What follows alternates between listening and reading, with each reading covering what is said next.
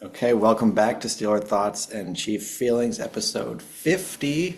And we were just realizing that it was 50 and we have to celebrate somehow. So I have faux confetti here, which I will throw up.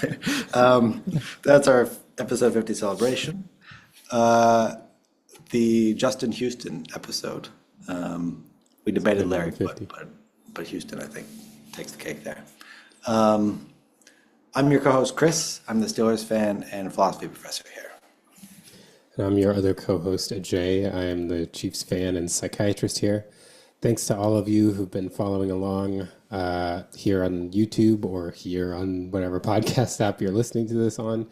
And also on social media at STCF715 on TikTok, Twitter, and Instagram. It's funny that this is what reminds me every time to go look for my comment of the week when I'm talking about social media. So I'm just going to pick the most recent one. Oh, actually, there was one that I thought was interesting. This comment is from Eric Quinby 8736. My son is also a psychiatrist and diehard Chiefs fan. He went to medical school in KC and became a diehard fan. We both enjoy watching your videos. I was like, oh, that's nice. Yeah. I'm just so glad that there's another Chiefs fan psychiatrist. Like, I feel like we should build an army. The Chiefs fan The psychiatrist. Chiefs fan psychiatrist. Yeah, I know it. Yeah, that's, you do find there's at least one other Steelers fan philosophy professor that I know of. Probably a few, because Pittsburgh has a big philosophy department. So yeah, I don't know. There are some weirdly niche groups of psychiatrists and philosophy professors, I guess. And it'll be more interesting, like, to see, especially, I mean, you've had this your whole life with the Steelers being like a global fan base, essentially. But the Chiefs are like picking up now. And so, for example, like I live kind of close to the CBS studios, and I walk by there every once in a while because it's not that close to where I live. But that was like really Strategic. Yeah. really convincing, you know. But anyway, like they have like different like banners on the side, and one of them is Patrick Mahomes, and it's like that's their NFL guy that they have up there. It's still weird. It's still weird seeing like the CBS studios is like Patrick Mahomes is the NFL player. Is like, Yeah, it's pretty crazy. like when we were growing up, it was never a Chiefs player. It was like occasionally a Steelers player, but like I remember Bettis being in some of those NFL, like when they showed the NFL logo before or after a game, he would like in that. But Occasionally, Priest Holmes got there. yeah. I think. Yeah. yeah, but like usually it was like Brady and Manning being the popular ones. By the way, I saw a video of Brady back in like 2006 or 7 recently. One of those interviews talking about when he had 3 Super Bowl wins, so whenever that would have been. He was still pretty young at that point, but he was just so annoying. And I think, I mean, like he is maybe still annoying, but I think people nowadays that like look at like younger people that didn't experience the annoying younger Brady just won't understand why so many of us of our age hated him, right? But it was just like so easy to hate him at that point. And I think it's because we still think of him in that way. We still think of him as like the young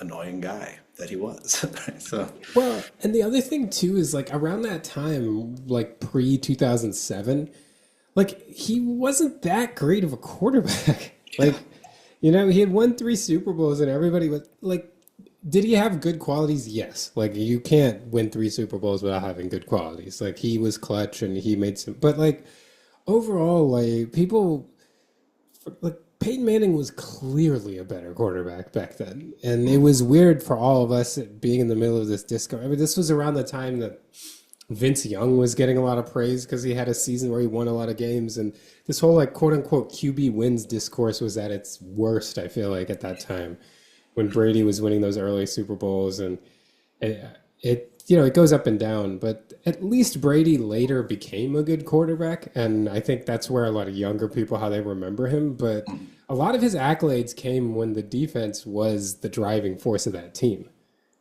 Yeah, yeah. Like he made his name when the defense was the driving force, which, like, look, Ben did too, right? So like, I'll be honest about that, but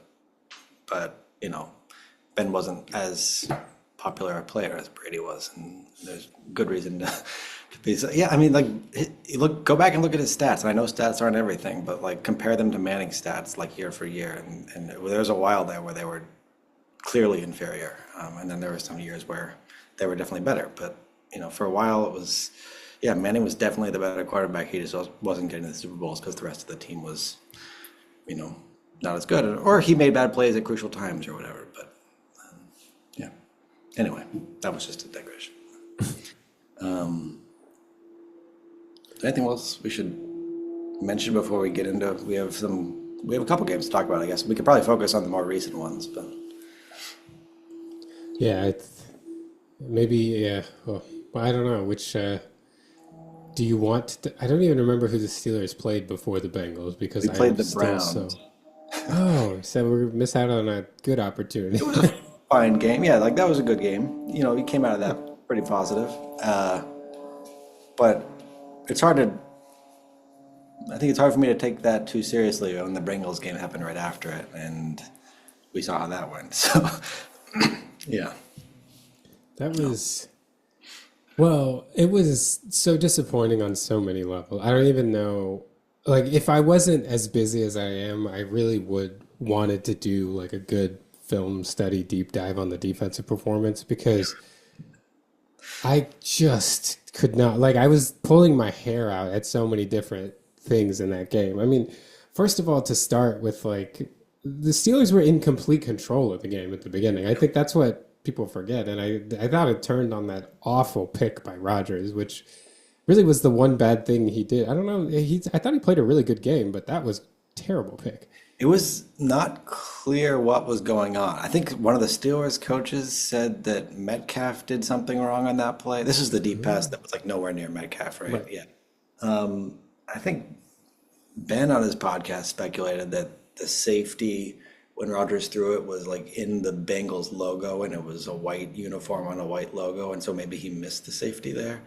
But I don't know how plausible that is. But it was terrible. Yeah, it was not good. And then there was another pick, I think, what, in the 2-minute drill or something like that. Yeah, that one Metcalf couldn't squeeze it, right? I think Yeah. he like, and there was some question about whether the defender was actually like out of bounds or after the fact. That was a very tough replay for me to process, and I was watching it without the volume, and so that didn't really help. So I was like, I don't know what's going on. Yeah, no, I mean, like you could have complained about it probably, but I think it was close enough to a pick that I counted as a pick. That's fine, right? Like, yeah, we didn't make the play correctly there. So, but yeah, I think the first Rodgers pick really turned things. It's hard to know like what things have turned anyway, but given how reliably the Bengals moved the ball after that, you kind of think that they would have done that. But it definitely sparked them. Yeah. And I cannot understand the run. Like the Bengals run game has been so anemic all year, and they were just breaking off chunks. Oh man, that is hard to watch. Yeah. It's I mean the pass defense was terrible too. So it's like not really clear where to start with the defense in this game. We gave up like almost 500 yards and didn't really do much of anything right. I think we got a sack or two, but yeah, like I don't know. I mean, Ramsey got beat several times. Porter got beat several times. Chase really dominated us, and I think we need to whatever we do next time we play him, it's got to be a different plan than that. But I think this was the kind of worry going in that the second. I guess I'm focusing on the pass defense now, but the secondary is pretty old, right? And when you have some really athletically talented receivers like the Bengals have, and a quarterback like Flacco that can put it up for them, I guess that's what happens. But you would have liked it to be at least a little bit harder for the Bengals. It was like Like when at the end of that game when we scored that deep touchdown to Freiermuth, you just knew like, yeah, we're gonna lose this because we cannot, we're up by a point now and we're not gonna hold them to 0 points on this next drive. Right.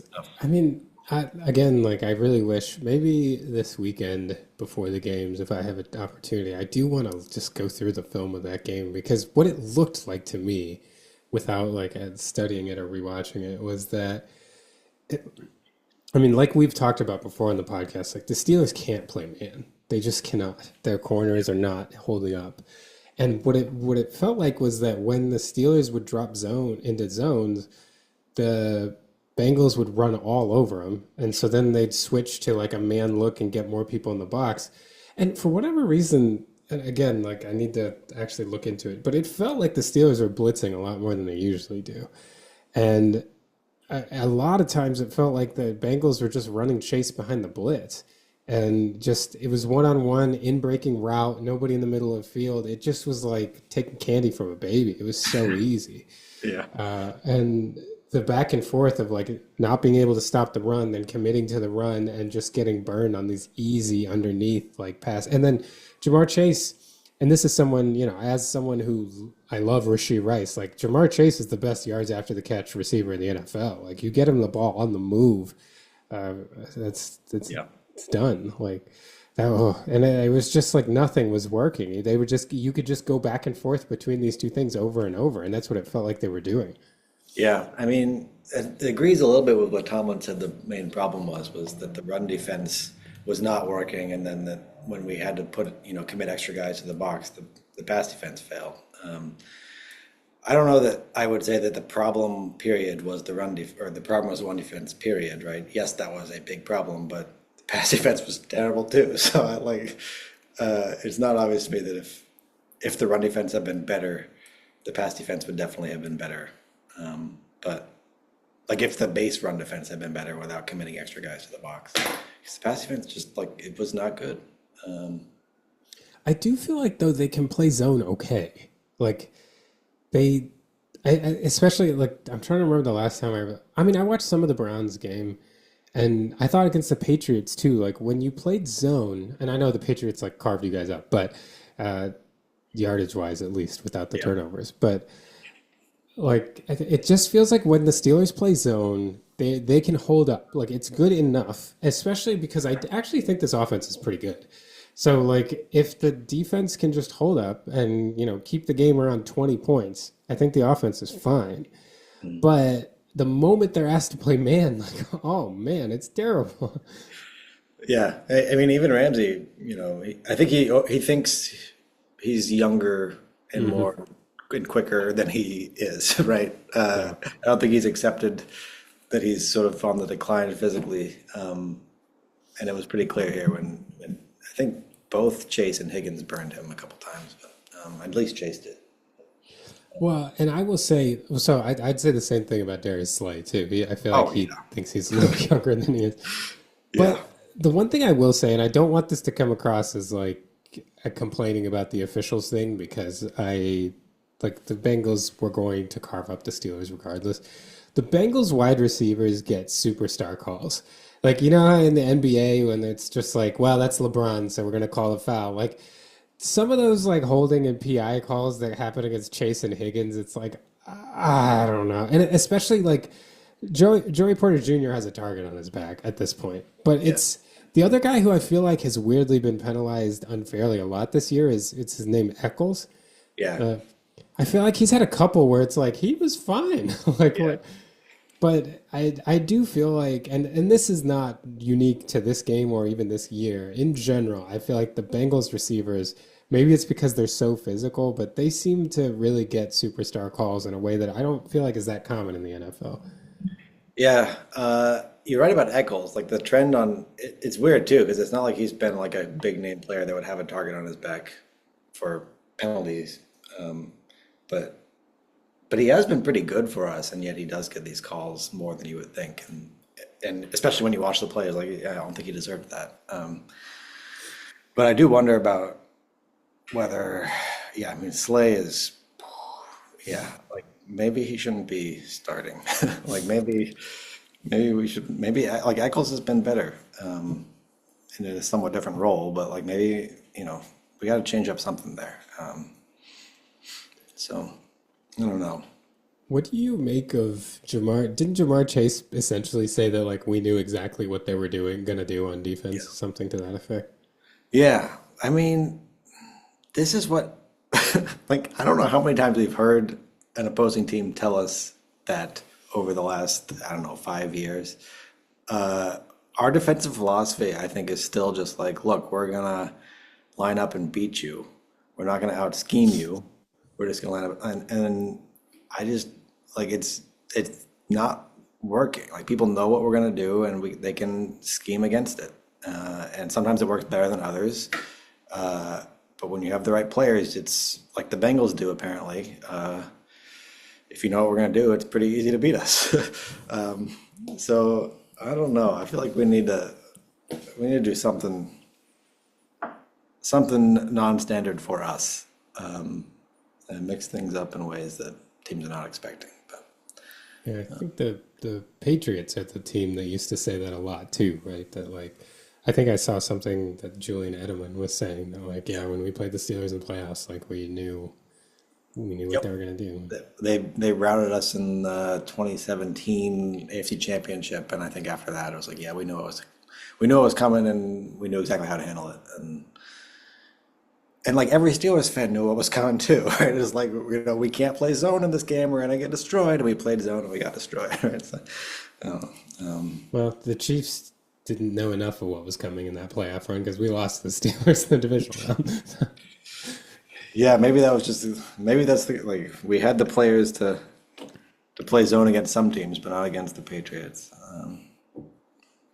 But that was also a stressful game. That 18-16 game against the Chiefs. Yeah, that that was a rough one. That I would have gone to that game if it wasn't so like there was like an ice storm or something. They ended up having to move the game to like Sunday night or something. I think it was supposed to be a Saturday night game, and there was like an ice storm in Kansas City, so they moved it to Sunday night. I was gonna go, but I was like, if there's gonna be an ice storm, I was living in Chicago at the time. I was like, I'm not driving to Kansas City through ice. So In a nice storm, yeah, yeah. Um, I mean, I don't know what to also say about the defense aside from, yeah, it's bad. I think it's gonna, and we have a stretch here of some like solid teams with good offenses that I think is gonna be really tough, to be honest. But at least it'll be really telling, right? Like if we can fix this, we'll know soon, I think. And if we can't fix this, we'll also know soon. And this is kind of like tell us how the season's gonna go. But we did have, like a 10-day break, I guess, after that last game. So we had some time to try to figure some things out. We'll see if we did. But I was looking at our schedule coming up. Let me see if I've got it here still. We got the Packers this week, then the Colts, then the Chargers, then the Bengals again, and then the Bears and Bills, right? So like, it's not going to get that easy in there. Maybe the Bears are the easiest game in there. I mean, the Bengals should be easy, but not for us. um, the yeah, so it's Colts, going to the way be, they're going, the Colts might score like 45. yeah, That's yeah. So, what do you think? I've heard this like bandied about. The Ravens are 1-5. The Steelers are 4-2. I really, as much as like, I think Flacco is going to be incredibly exciting all year. Like, I don't think anyone other than the Steelers or Ravens is winning this division. And I don't think this. Well, I shouldn't spoil it. But what do you think the probability is of the Ravens like making this a division, being, you know, 5 losses already? I mean, do we know if Lamar Jackson's playing this week? I heard that he was still not. It certainly seems that the books are assuming he's playing. They're like 6.5 point favorites. Okay. I'd really like to answer this like skillfully. I would have to look more at the schedule, but just like looking at our schedule right here, and we could definitely lose 1, 2, 3. Like if we go 1-3 in the next 4 games, I would not be surprised. And that that, if the Ravens go 3-1 in the next 4 games, that puts them right back in this, right? So I wouldn't be that surprised if the Ravens win this division. Let me check their schedule here, but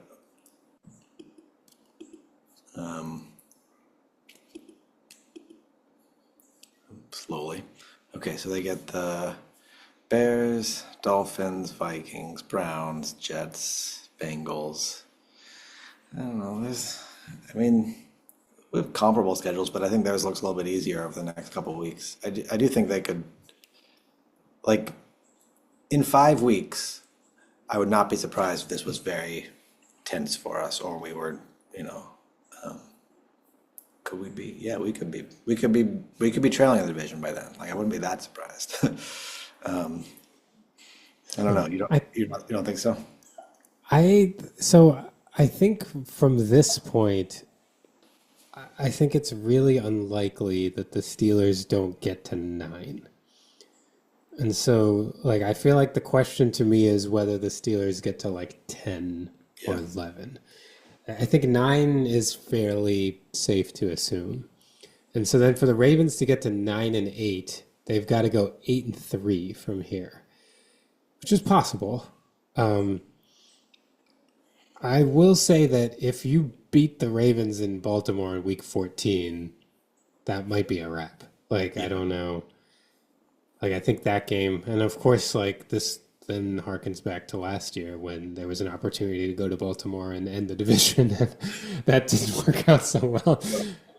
Um, yeah, it's tough because I could really see the Steelers ending up like 10-7 and the Ravens get it. Because remember, the Ravens' defense is really bad too. That's true. You Yeah. know, so yes, they have Lamar Jackson, but their defense is really bad as well. So And I the other think thing, anything better than 8-3 is tough to expect from them.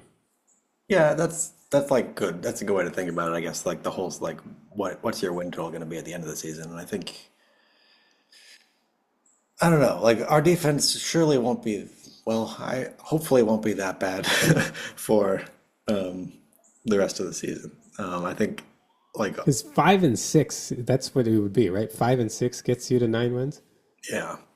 Like, I feel like I feel pretty confident saying the Steelers will go 5-6. I do too. You'd think we'd. I think 4-1 before this Bengals loss was a little inflated. Like we barely beat the Jets. We was there another? There are a couple games there like we that felt closer than. I mean, the Patriots win seemed a Yeah, little fortunate, but right. that's also a good team. Like they went to Buffalo and beat them, you know. Yeah, So apparently the Patriots are good. Yeah.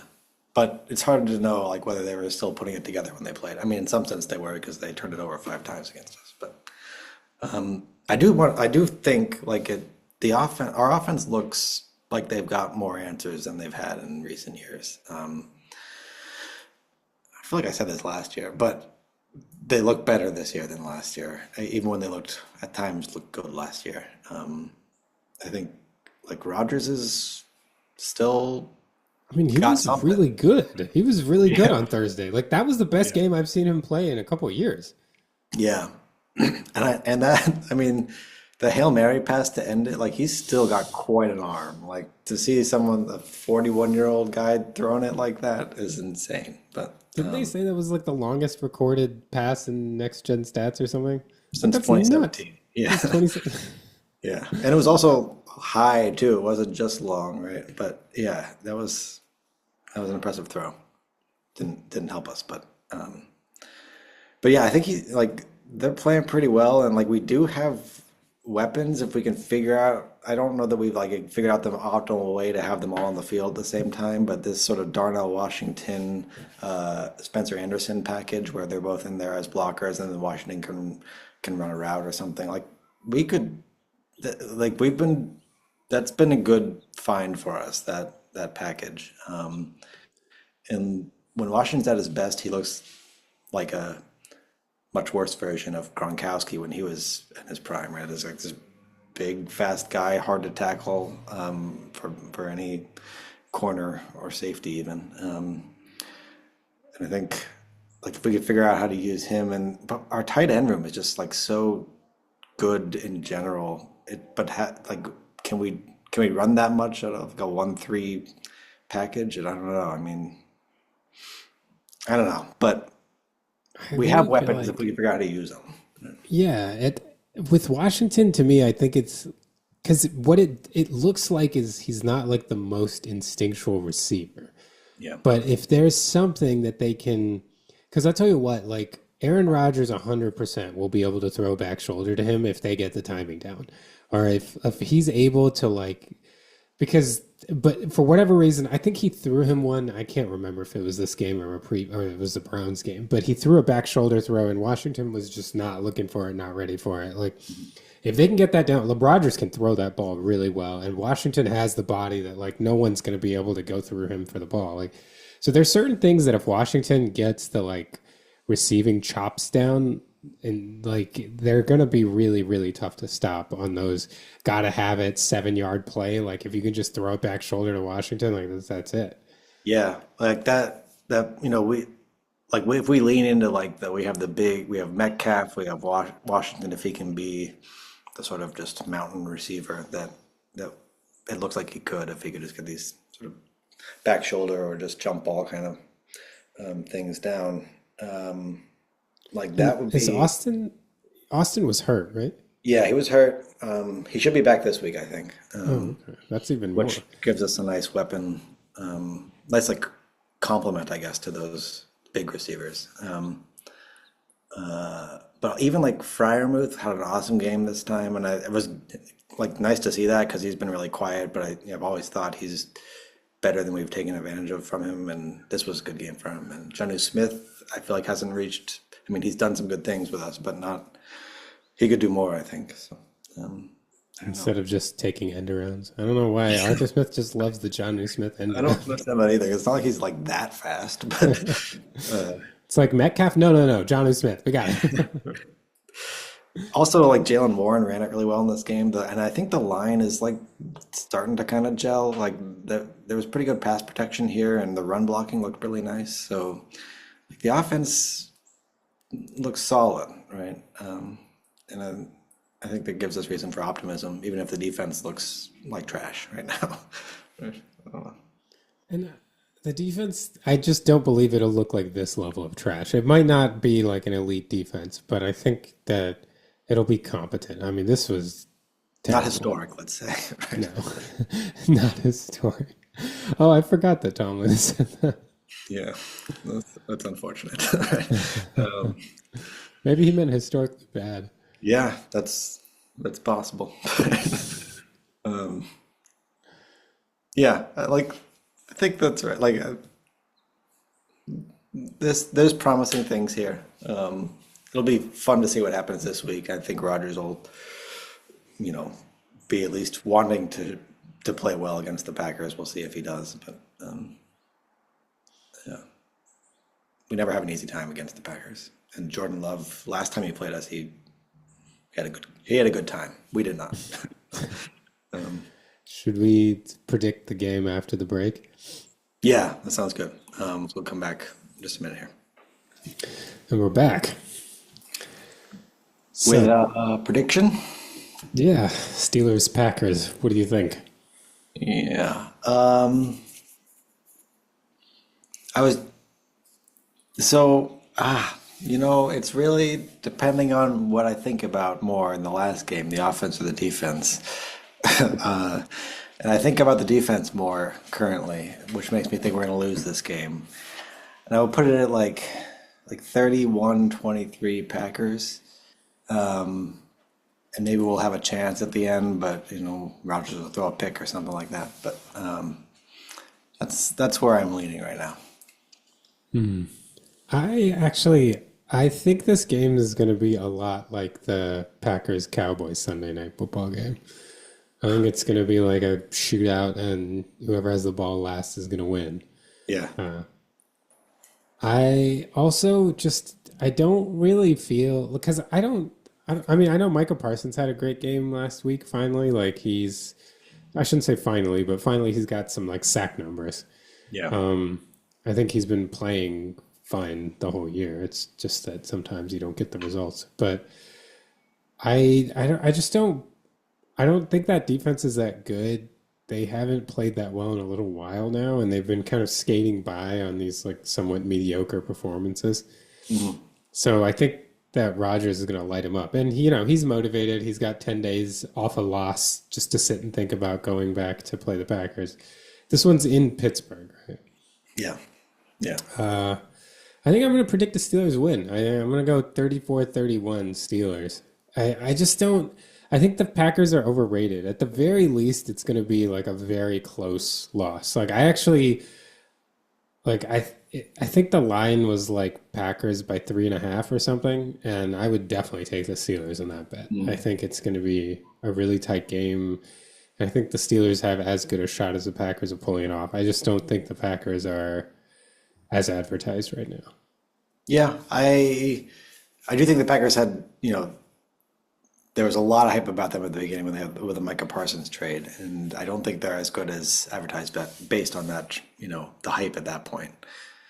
And like the optimistic side would say, look at the offense, what it's been like our offense, what it's been doing. We should have a good shot here, and the defense won't be as bad, right? I think, as they were in the last game. Yeah, I mean, I wouldn't like be shocked if we won, but I would be less shocked. I would be, what's the right way to say this? I would be shocked neither way, but I would be less surprised if we lost. Maybe that's just because I'm not convinced yet. I think, Rodgers has been good and like better than we expected him. I think better than we should have expected him to be. But I'm not sold yet. This could be, if we win like nicely this week, I'll be sold on Rodgers, I think. But I think it'll be very, very exciting. I am going to try my best to. I have another, actually, not exactly. Well, we'll get there in a second, but it was shaping up to be like before, like that Jaguars weekend where I was going to work Saturday and Sunday and then get home in time for the Steelers game and then have a Monday night game. But I changed up my schedule. So instead of working Saturday and Sunday, I'm just working Saturday and then Saturday overnight. oh, that makes it easier. Yeah. But at least I have all of Sunday off. Yeah. And the Chiefs on Monday night? Yeah, the Chiefs are playing Monday night, hosting the Commanders. Yeah, that'll be fun. Well, maybe we should talk about the Chiefs because there's really two fun games to talk about here that since we last had an episode. So would you say they routed the Lions? They handled the Lions at least. They certainly handled the Lions. It was weird. So this was a game that I watched at Buffalo Wild Wings in Arlington, Virginia, with Lonnie and my brother-in-law, and it was a weird experience because we've done this before. We like the 2022 Chiefs Chargers game we watched there where the Chiefs won like right at the end. We're used to very intense games. So it was kind of odd that like at the end of the fourth quarter, we were just kind of like waiting for the game to end. Like it was a different experience. Yeah. It's like, well, I mean, it's enjoyable, but Oh, it was great. not intense. Yeah. Yeah, I mean, that was like, if you look at the last two games together, I feel like this is like which team has had the best 2 week stretch here? Like, hard to say that it's not the Chiefs, right? I mean, handling Especially the with Lions. how the Lions looked on Monday night when they Yeah. just like handled the Bucks. Yeah. Yeah. Oh, okay. Well, I've got a car alarm going off here. I don't know how loud that is, but I might have to close the windows. Just a second. It's like a big oh, now it stops. Okay. Well, at least the window closing was correlated. Yeah. So, I mean, where do you want to focus here? We should probably talk about both games, but I think, like, actually, which one of is more fun for you? Because they both must have been fun. That's a tough one. They both were fun. I think I don't know, actually. I don't know because I mean the Lions game. I guess I would say the Lions game, but not by a lot. Like it's just fun to beat a really good team, a team that everyone's really excited about, especially now that we see like because there were a lot of excuses being made about the Lions defense being depleted, and then a similarly depleted defense held the Bucks to 9 points. And I know they lost Mike Evans, but the Bucks have been putting up points. So yeah, I think it would. I guess it would be that one, but it is always fun to handle a defensive or a division opponent, especially the Raiders. Actually, I will definitively say the Lions game was the better game. Once we break down the Raiders game, I'll make it more clear as to why. But there were some kind of there are a couple clutch turning point plays in the Lions game that led to it being as significant a win as it was. I think if a couple of those plays went differently, it would have been a tighter game. But I do think, especially through the second half, we really kind of handled things. I don't know how well I remember uh, those plays that you're talking. Like the Lions game, I remember the sort of the gist of it, but the like which plays are standing out to you in that way? So I guess the first one would be the fourth down on the Lions' first drive where Jared Goff got called for the illegal motion, Yeah. which surprising to me that there was any controversy about that because it was a fairly easy to understand call. Um, Basically, when the quarterback's under center, if they go in motion, they have to be set for a full second before the play starts, and he clearly was not. So that was a big one because if they had been able to score, although like when that touchdown happened, like before we knew it was a penalty, like that coming on the heels of the Trevor Lawrence like falling down and going like, because like Goff like basically like Yeah. dropped that pass into Trent McDuffie who couldn't get a hand on it and it went back to Goff. Like I was like, literally, we let people score in the dumbest ways. Like we had. I was like already in the middle of a rant when we realized there was a flag. Yeah. Did he like kind of like drop it forward and then like kind of take it back? Yeah, Yeah. yeah. And Yeah. since McDuffie was engaged with Amon-Ra St. Brown, he couldn't get his hand free to try to catch the ball. Oh, that was going to be, yeah. But really, to me, the play that I feel like really turned the game, and I should make note of exactly when it was in the game, but there was a fourth down that the Lions had where Chris Jones kind of got a quick pressure and forced a quick throw from Jared Goff on a slant to Amon-Ra St. Brown, and St. Brown dropped it. And that play to me is what really is the game was different after that. So this would have been at that point the Lions were up 10-6 and they were driving, let's see, it was a 4th and 2 at the Chiefs 44-yard line. So at that point, like when they didn't convert that, the Chiefs ended up taking the ball down and scoring a touchdown to go up 13-10. And then the game was never really the same after that. The Lions got the ball with like 37 seconds to go, couldn't do anything. And then we got the ball after half and came down and scored another touchdown. And that changed the game script entirely. So that fourth down was like, to me, the real key of the game. They were leading there by 4 points. They were in our territory and they weren't able to convert. And the game really got away from them after that. Yeah. Yeah. Um, yeah. I remember maybe I didn't watch, I can't even remember if I watched like the whole first half. But I do, I think I saw, I remember the golf play. And then I don't remember if I remember that fourth down play that you're talking about, but uh, it was It was, clear like right, after that first drive of the second half, it was like clear the Chiefs were in control at that point, right? Yeah. yeah. And really after that, so after the fourth down drop by St. Brown, the Lions had one touchdown drive the rest of the game. Otherwise, every other drive was like, let's see, we can go through it. 8 yards, 26 yards, -4 yards, 9 yards. Those were the other drives after that. So Yeah. like the turning points were important and they changed the complexion of the game, but the Chiefs also just kind of throttled the Lions in the second half. Yeah.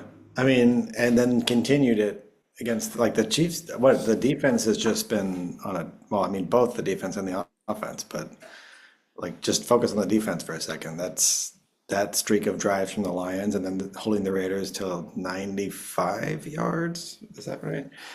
In one whole game. Like, what's going on here? So this kind of dovetails into why I think the Lions win was better than the Raiders win. I don't know what to make of the Chiefs' performance in that game because the Raiders were bad. like like on film, they were just bad. I I honestly I don't know. Like to start, it seemed like the Raiders had a little bit of a plan, and then they were like they had a couple gaffes early, but then after that, it was I don't know. I honestly don't know how well her defense played. Like we did what we were asked to do, and obviously you can't like dominate a team that badly without playing well, but I don't know. Like I feel a little better about the offense, but even the offense, like it wasn't like we had a ton of explosives. It was kind of methodical. We did get bailed out by some timely penalties too on these long drives. So it wasn't, and Mahomes did make some, he got a couple of times. Like he threw one right to a dropping defensive lineman. Uh, That the one, there was one, no, that wasn't that one. But there was one that was like tipped over the middle, and then I think Juju caught it.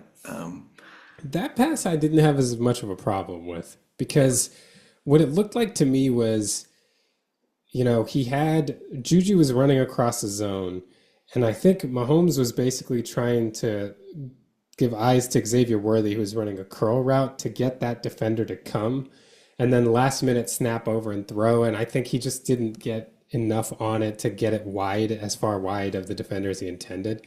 And the defender got a hand on it. But like it was just, it wasn't a perfect play, but it wasn't like I don't think that ball was really at any risk of being picked. It was just he didn't quite get enough space between the ball and the defender. He kind of misjudged where he had to throw that. But there was, what was the one to the defensive lineman? I don't remember that.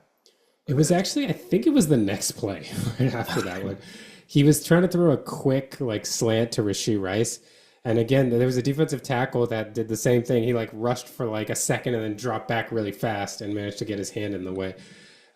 It would have been a really good pick. Like he got one hand on it, then brought it to his body and then couldn't collect it. But it's, it's one of those situations where it's a guess right time by the defense. The Chiefs are trying to do a short, quick play.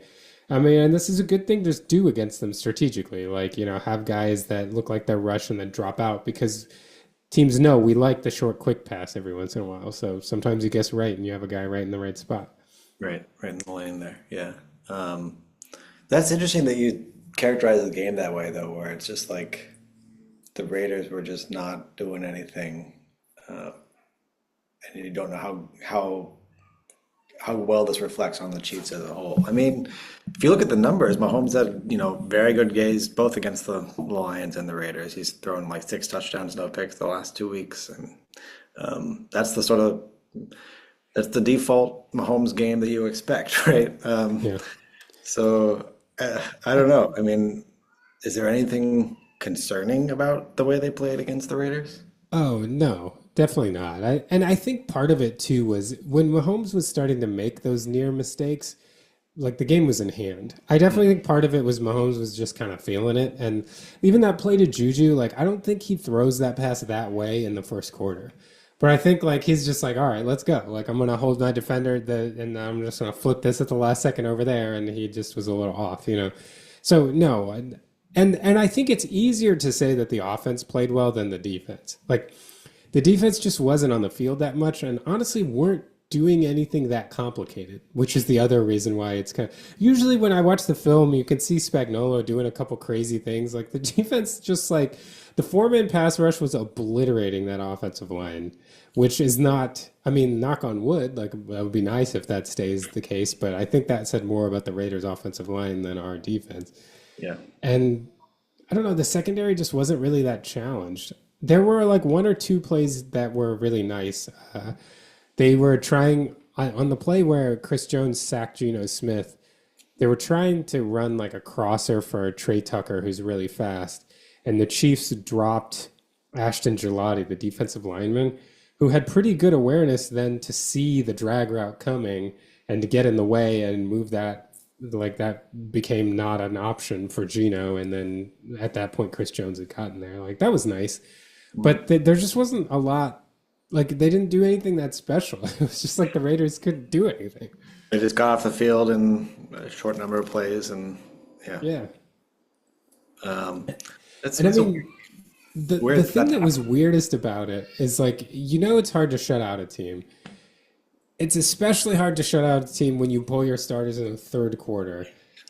And then we were like kneeling before the 2 minute warning. I mean, it was, and this is not, Andy Reid does not pull starters in the third quarter. I would love to see if he's ever done that as the Chiefs head coach.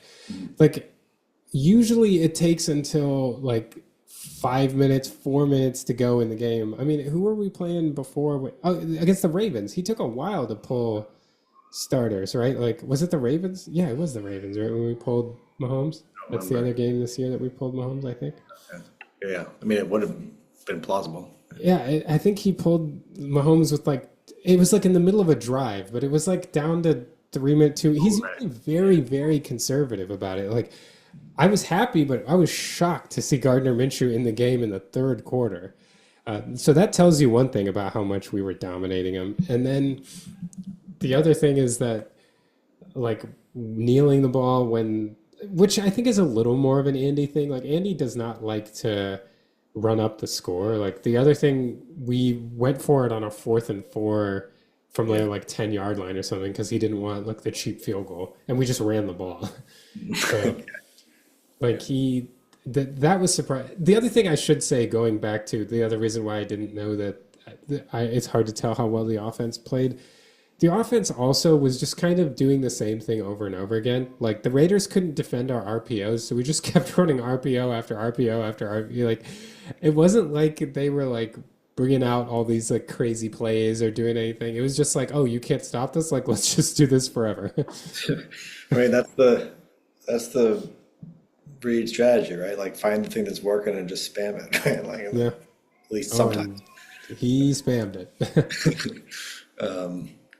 But yeah, I don't know. I mean, the it was probably nice to have Rice back, right? Do you think that was part of what affected the the offense? Like they just had an easy time of it, right? Like is that part of it, or was it?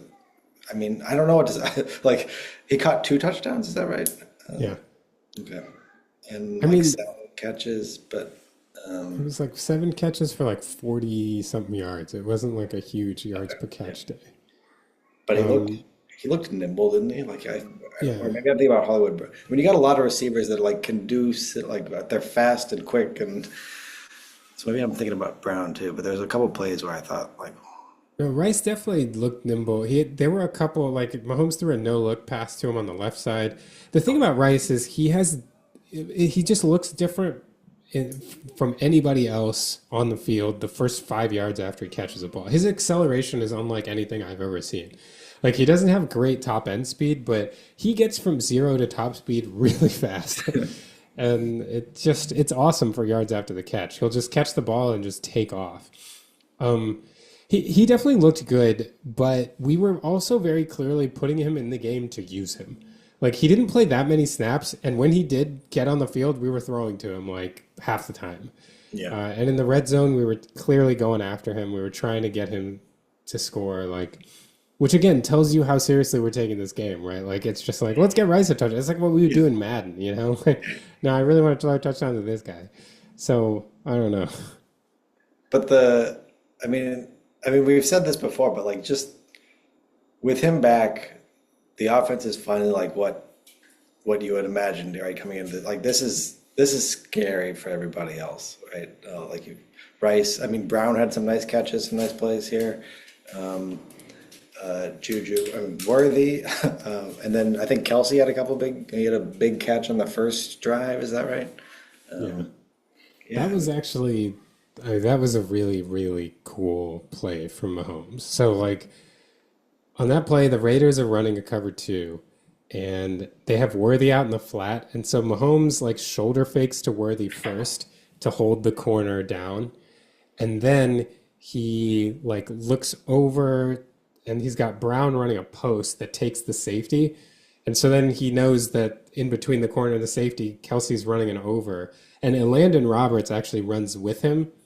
And so then Mahomes like attacks the line of scrimmage, which gets Roberts to slow down, and then Kelsey is wide open. It's like Mahomes from his like read and actions essentially eliminated all three defenders that could have been there, and then threw it to Kelsey wide open. It was That's pretty pretty cool. cool.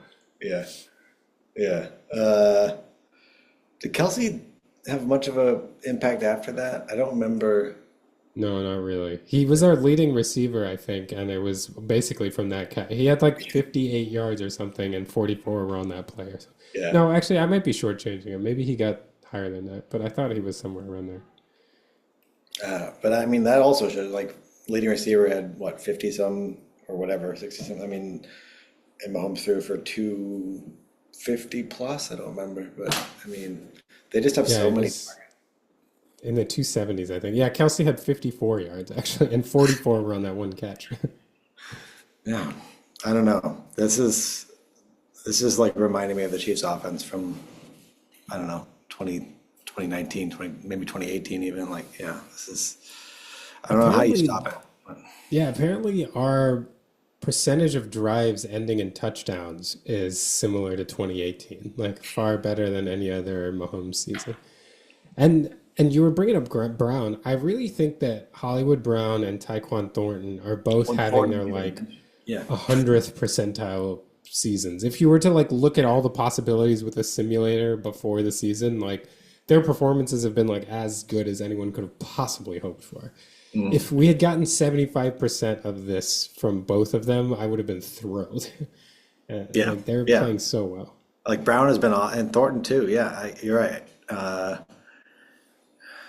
Man, like let's just count the receivers, right? Like Brown, Thornton, Worthy, Rice, Juju.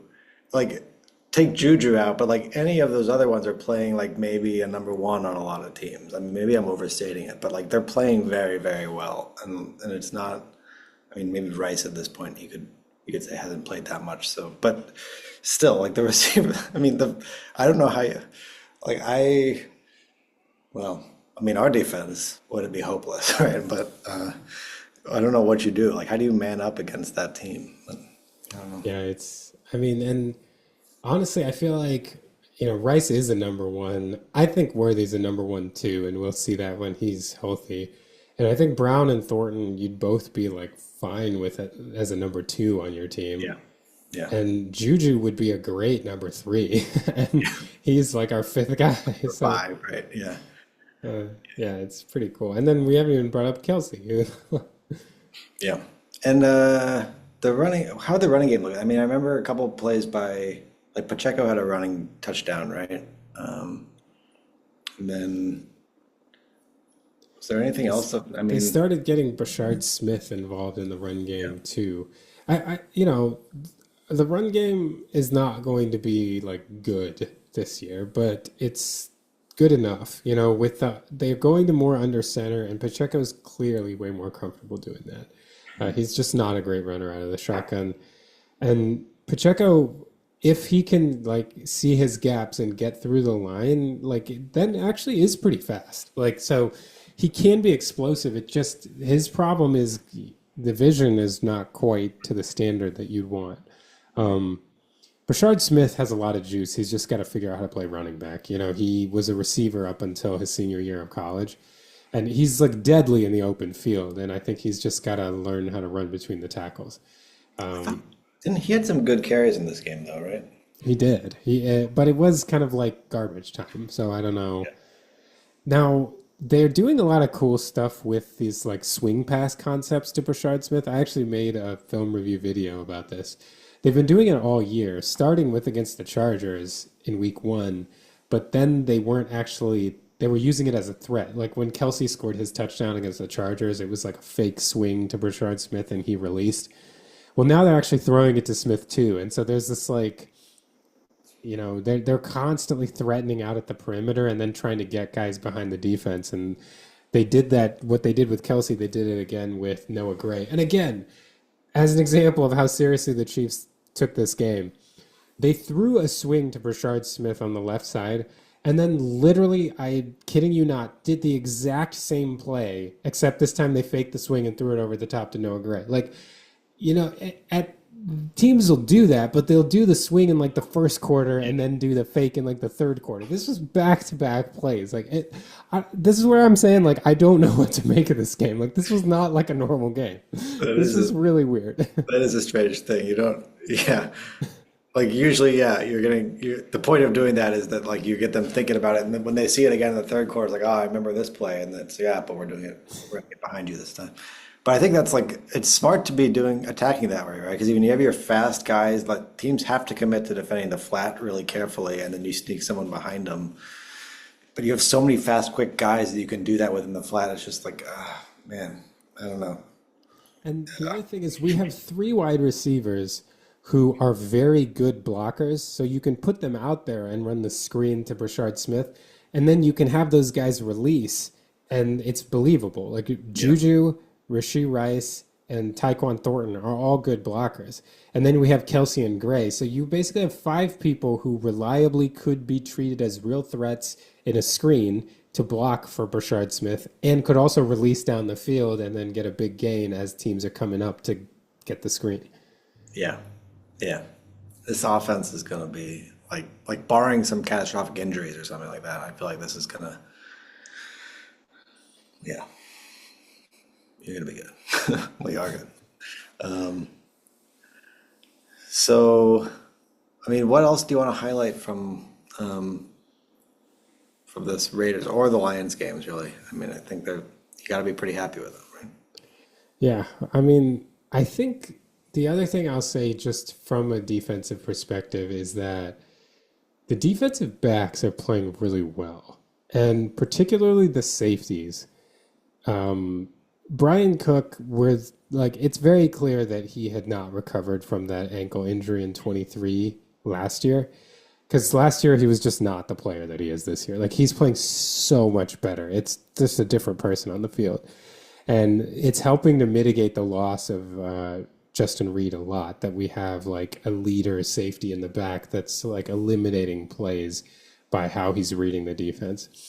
Shamari Connor has been a great deep safety. He's left a lot to be desired in the slot, but for some reason Steve Spagnuolo puts him in the slot still sometimes.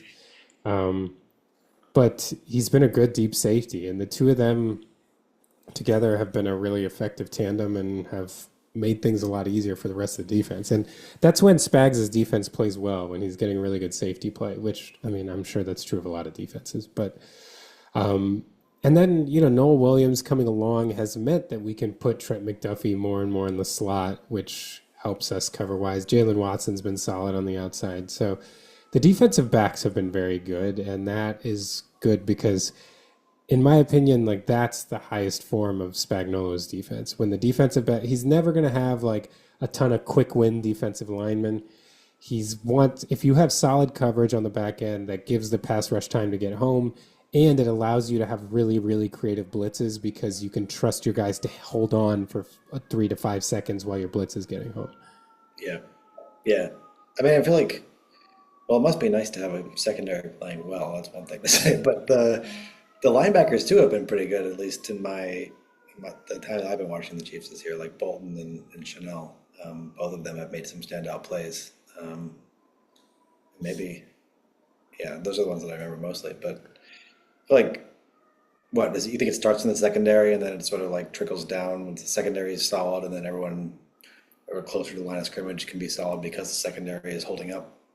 Yeah, I think so. I mean, there's always Bolton as far as he's responsible for the defense doing what it's supposed to do. I think the cerebral part always starts with Bolton, but I think that Brian Cook has suddenly become like that back end guy. He's taken the mantle from Tyrann Mathieu than Justin Reed. Now he plays differently, but he is the brains of the back end now, and I think he's the guy that erases things that makes, when they try like a quick screen to Amon-Ra St. Brown, Brian Cook's the guy that sniffs it out, ducks a block, and goes down and gets it. Yeah, yeah. Well, yeah, I don't know. I think like they're clearly back up in the top. Top. I don't even know who would I rank better than the Chiefs after this performance the last 2 weeks. It's not clear to me. But I guess maybe like the Raiders game, I'm overrating in terms of how good they looked in it. But To when you dominate you like 430 yards to 95 yards. I mean, it's like that can't be a like even just an okay game. That was a great game. So No, I mean that's true. I mean, I think the craziest stat to me was that we scored 31 points and they ran 30 plays. Like, that is a crazy stat. like Yeah, I don't even know. Like, yeah, I remember I mean, 30 people plays saying is that. Yeah, like that's an insane stat by itself. They ran 30 plays in a game, right? Yeah. yeah, it's like I think Robert Tunyon, our third string tight end, played 24 plays, and Chris Jones played 23 plays. And for Robert Tunyon, that was like 30 something percent of our snaps, I believe. And for Chris Jones, it was like 60 something percent of the defensive snaps. Like it's just yeah, it's pretty crazy. What was the time of possession in this game? I don't remember, but I think we topped 40. It was like Yeah. 41, something like It's that. surprising if you didn't, given that. Yeah. Well, I mean, I want to ask about the Commanders game, but maybe like first, just like, is this is this as good as you were hoping, or you think it can still get better from here? I mean, Rice, I think, could probably still get more integrated, but I mean, it can get better from here, but this is like I didn't like I was telling you at the beginning of the year that I thought this offense was going to be really good, and I thought Mahomes would challenge for an MVP, and I don't know that I thought it was going to be this like I didn't think we'd be here and be like, I only feel like we've hit like 75% of our potential. Like I didn't yeah, see this coming like this, especially after the rocky start. I mean, this is I don't know. This I'm very excited to see where this goes. It's let's hope everybody stays healthy and everything goes well because this could be very exciting from an offensive perspective. yeah, the way this is sort of coming together is just it's scary. But um, well, okay. What about this Commanders game coming up? You want to predict it? Yeah, I think we're gonna move the ball, and it's really sad that Jitten Daniels isn't playing in this game. Like, I would have loved to see us play like against a full strength Commanders team because that would have been really exciting. This is the Marcus Mariota revenge game after he threw the pass to himself for a touchdown in the playoffs against us. Yeah, I don't think it's going to be like particularly close. I don't know that it's going to be that exciting.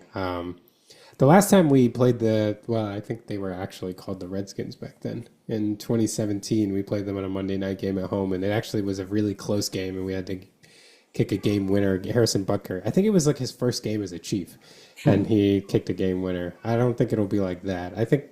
I predict, let's say 34-20. And I think it's like 34, but like could have been more, but the game was just out of hand, so no point Yeah. scoring anymore. Is this in In Kansas KC? City. Okay, yeah. I think I would. Yeah, I sort of expect more points, but it could be like we didn't like we took the pedal or the foot off the pedal a bit. I guess they usually say the foot off the gas. Um, I don't know. I think I would go like 30, 38, 20. But yeah, 20 feels about. I mean, 20 might be generous actually. But if 20 is too like if they don't score 20, I don't know. The Chiefs need to score 38. So I don't know. Yeah. I'll go 38-20. That seems okay. Yeah, to me, I feel like it'll really be like a 34-13 game, and then they come down and score like a garbage time touchdown to get it to 34-20, something like that. Yeah, yeah. Should be fun. Should be like fun and relaxing. No, I hope so. Cool. Anything else that we should mention? I haven't really followed a lot of the rest of the league the last like week, so I'm not sure if there are other games that we should be talking about. I was disappointed. I'll just say something philosophically. I liked the idea of the Thursday night game this week. That it was Minnesota Chargers.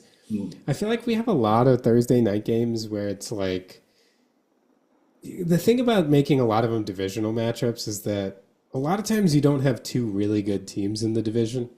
And so if you don't particularly care about that division, it's like, okay, the Saints are playing the Bucks. It's like, all right. But this was just like two teams that are like interesting teams. It's like, yeah, why don't we have more like AFC, NFC, or just like interesting matchups on Thursday? maybe Amazon doesn't have the clout to get these games, but unfortunately, it wasn't a fun game, so it like ruins my point. But in But theory, I like, like like the in idea theory, that they had this game. yeah, like a kind of marquee matchup at least on Thursday night, right? Yeah, Yeah. like it would draw people. The thing that sucks about division games on Thursday night, at least for us, is that we're like Tomlin is 0-7 in division games on Thursday night, I think, in his career now. So like that's another way you could read the debacle last Thursday for us. But I don't know. I mean, it's hard to. We played badly, right? I don't know, whatever you know, it was just not good. But I don't think you can excuse everything just because it was a Thursday night game against a division opponent away. But yeah, It hopefully you is. can. Those Thursday night games can get weird, though. I mean, the Chiefs have lost some real dumb Thursday night games to the Raiders in my day. You know, things happen on those Thursday night games. So, and we did, we talked about it on this podcast that Joe Flacco on the Bengals might be the most exciting quarterback for the rest of the year, and Yeah, yeah. there will be good and there will be bad. And unfortunately, the good happened against the Steelers. Yeah, yeah. I mean, he had. You can't. It can't be that mad, right? Joe Flacco's just like he seems like a nice guy, right? He'll probably be a Steeler next year if Aaron Rodgers retires, right? So I gotta start You got to get getting ready. in the mind space for that. Yeah, right. Uh, yeah.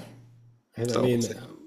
how much would you bet that sometime in the next 4 weeks he's going to have a three-pick game? Like, it's Oh going to yeah. happen. Like if it's not this week, it'll be next week, right? Yeah. And it'll be like, how did we look that bad against? Yeah. Anyway, okay, cool. Well, hopefully we have some fun games to talk about next week. Yeah, I'm excited. I can't wait to just like plop on my couch after I put my kids to bed and watch the Steelers and Packers score like a combined 65 points or whatever. Watch it be like a 13-10 game or something. Well, All right. thanks to all of you who watch and listen and follow along, and hopefully we get some exciting games. Until next time.